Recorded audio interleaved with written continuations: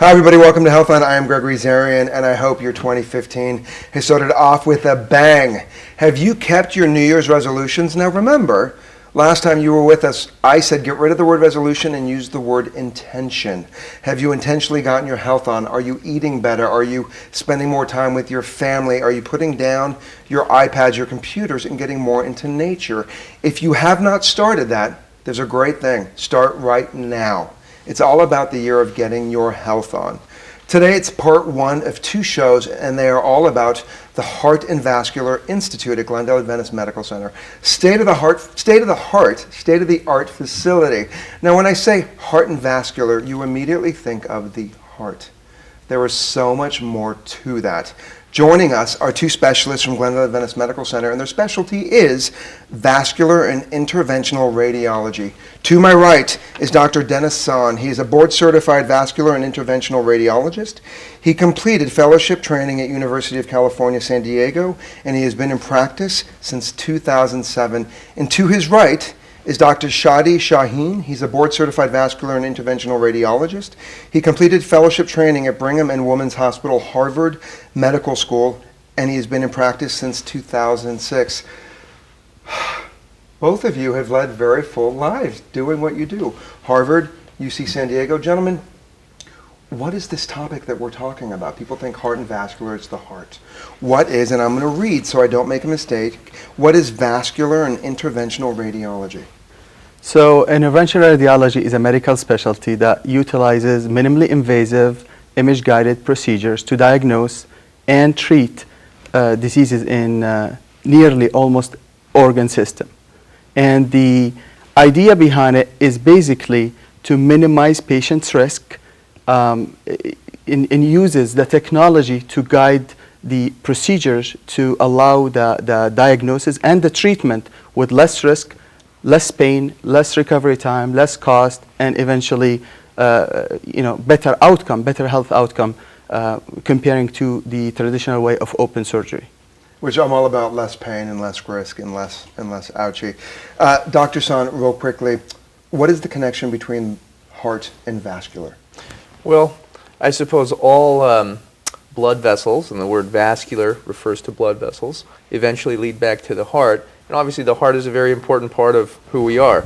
But there's of course a lot of other things going on, in the body, all the way from the toes to the top of your head. And all of your organs have a blood supply. And if a disease process were to affect even the tiny blood vessels, below your knee or even in your foot, it can seriously affect the quality of your life, and that's when some of the minimally invasive techniques that we employ can come into use to help those patients. And that's why both of you here to answer what that is. Okay, when we come back, more Dr. Shaheen and Dr. Son, and here's a question.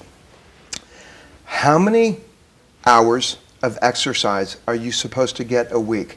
Minimal hours of cardio activity a week. I'll give you the answer when we come back. Take a deep breath, breathe in. Breathe out, get a glass of water, and we will see you on the other side.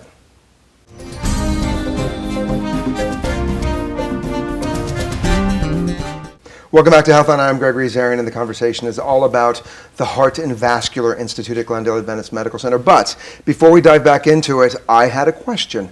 How many minutes is it required or requested of everybody to get out there and do some cardiovascular activity? Now, what do you think? Do you think it's 100 minutes? Do you think it's 200 minutes? For a lot of you, you think it's this many minutes. Minimal activity once a week is, minimal activity every week is minimum 150 minutes to get your heart pumping. It's the show about Heart and Vascular Institute. See, I know exactly what I'm talking about. Hope you had a great stretch. Hope you got a glass of water. Joining us are two vascular and interventional radiologists from Glendale Adventist Medical Center. To my right, Dr. Dennis Son, and to his right, Dr. Shadi Shaheen. And we were talking about the vascular part, the Heart and Vascular Institute, and interventional radiology. Dr. Son, you shared with us that it basically, everything in between from the heart starts from the toes all the way up. What are some of the diseases or ailments or maladies that people suffer that they don't connect to what you do? Sure. Well, One procedure I think that is really underperformed, where a lot of women in particular can benefit, is uterine fibroid embolization. So many women of reproductive age and postmenopausal age have uterine fibroids. Fortunately, most of those are not symptomatic, but for the minority that do have symptoms, they can be debilitating in the form of heavy bleeding. And these are just fibroids. Correct. And when someone hears the words fibroids, they think of the word cancer.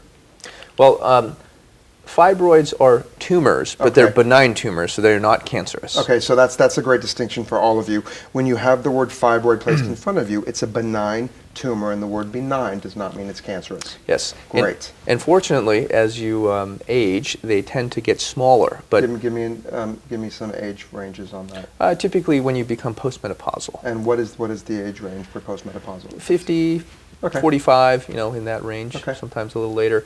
But for those women who have potentially debilitating symptoms in the form of heavy bleeding, bulk symptoms, having to urinate very frequently, traditionally the treatment has consisted of surgery, either removing the entirety of the uterus or removing a portion of the uterus, the fibroids that are causing the problems. With fibroid or uterine artery embolization, what we can do is create a tiny incision, about 1 centimeter in width, using our imaging technology. Because we are vascular and interventional radiologists, what we do is find the arteries that are feeding those fibroids and basically shut those down. But that's what that means, right, Dr. Shaheen? Yes. Vascular Yes. and interventional radiology. So basically, exactly what Dr. Sun was saying. The age group that usually presents with symptomatic, and the key is symptomatic fibroids, because many patients have fibroids and it's very prevalent, but it's not symptomatic. It's usually between the age of 30 and 50. And these, when become symptomatic, as Dr. Sun mentioned, the symptoms, they have multiple treatment options: medical therapy, ablation, and traditionally used to be hysterectomy. Now, what uterine arteries or fibroid embolization has added is what the description that Dr. Sun mentioned, with having a small catheter, which is the size of less than 1 millimeter, that goes inside the blood vessels and deliver small particles that cut off the blood supply to the tumor. And statistically, more than, after patients who went under the treatment, more than 80 to 90% are successful in controlling the symptoms for these patients. That's a huge difference than from a woman going in and having her uterus taken out. Right. And the key, as we mentioned before, is the recovery time, the pain. What is the recovery time? Well, most of the patients resume a previous activity within 1 week. That's fantastic. Now, many patients, they go home either same night or the following morning, and they recover at home with minimal, like a flu-like symptoms. It depends what type of work they do. They can, gradually go back to work. And one thing that's really important too is that when a patient is discharged, they need to follow all orders, because there's a lot of recurrence. If somebody's discharged, they end up back in the hospital because they're not doing what you specialists have told them to do. In general, yes. It is very important to adhere to the postoperative regimen.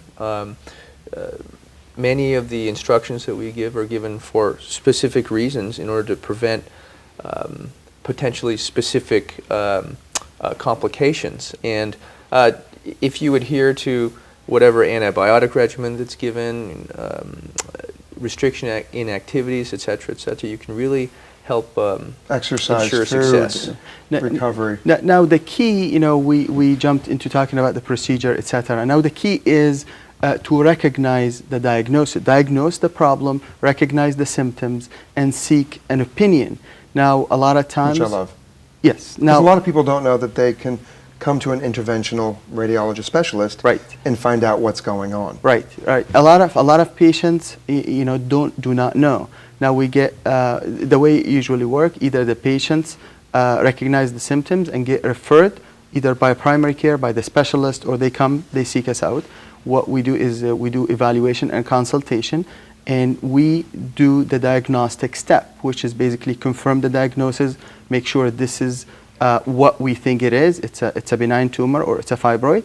And then we discuss with the patients the treatment options include all scope of options. Treatment options, all the way from the medical therapy all the way to surgery. And then we offer them the risks and benefits, and we go from there.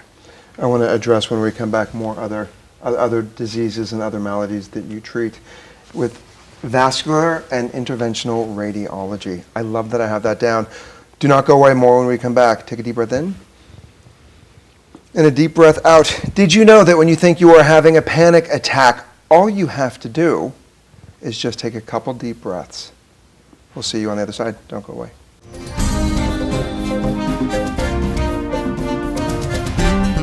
Welcome back to Healthline. Now, I left you with this question.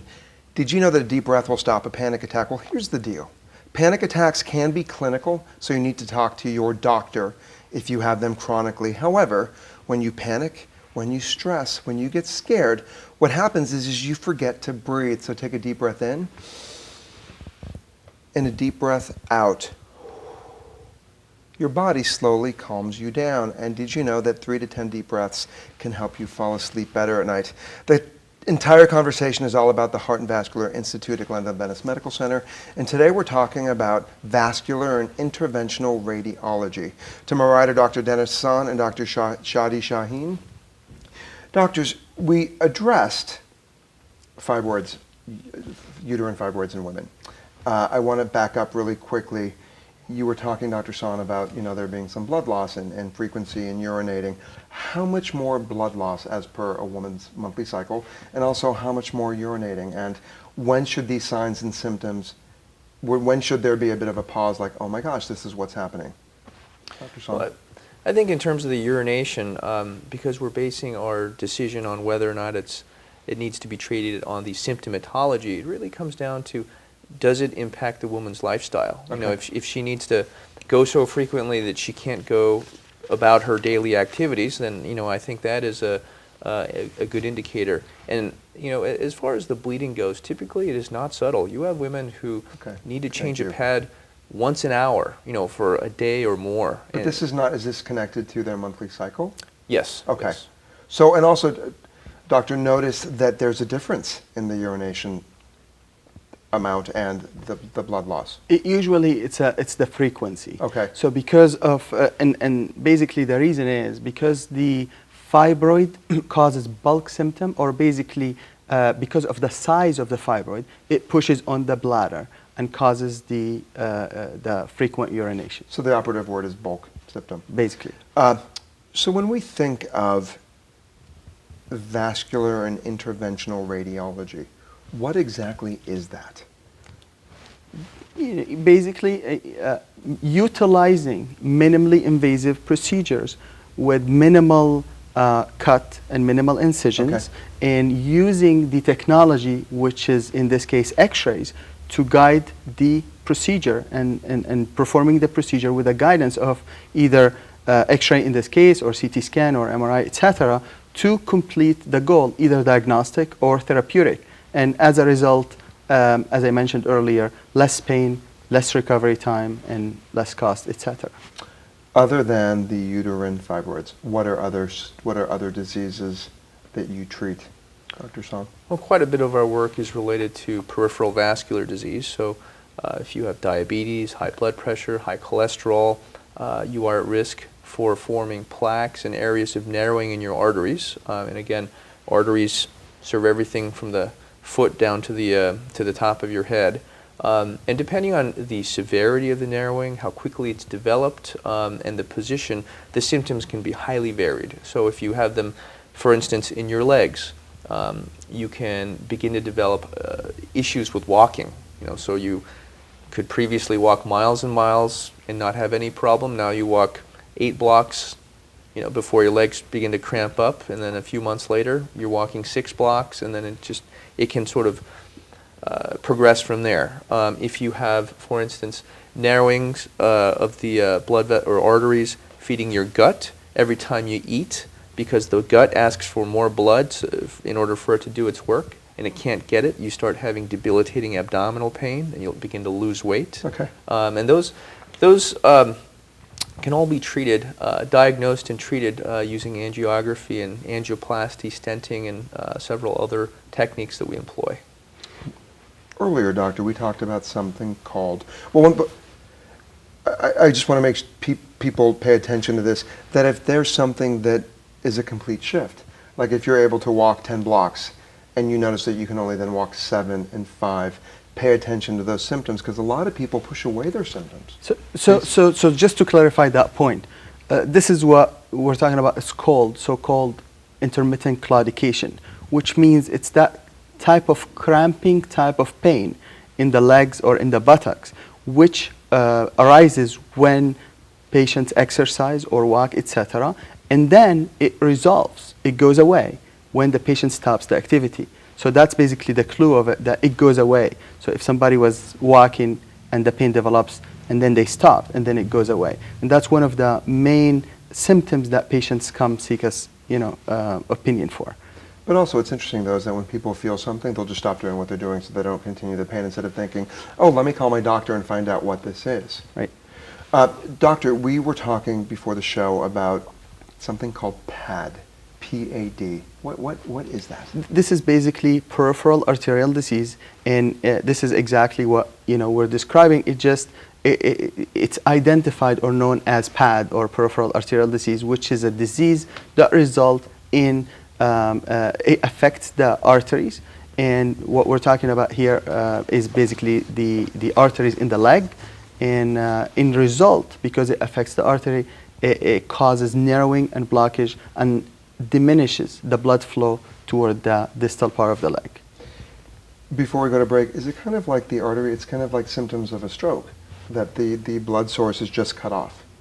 Is that a good way to look at it to some level? It can be like that in other parts of the body, Okay. and sometimes with devastating consequences.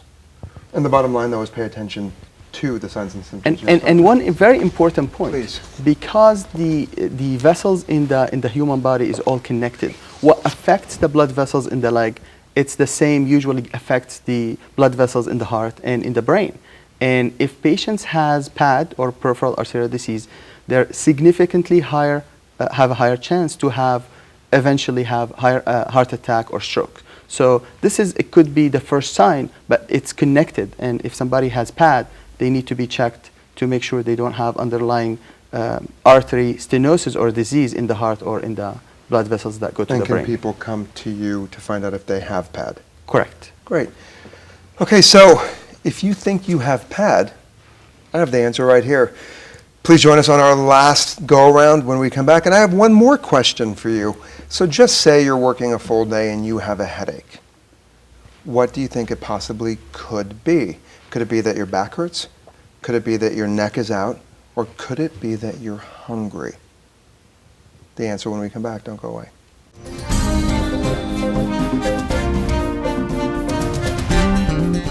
Welcome back to Healthline on our final go-around of part 1 of the Heart and Vascular Institute. So the question was this: when you have a headache and you're working at your desk from 9 to 5 or 7 to 8, and you have a headache, what do you think it is? Most of the time it is you are dehydrated and you are hungry.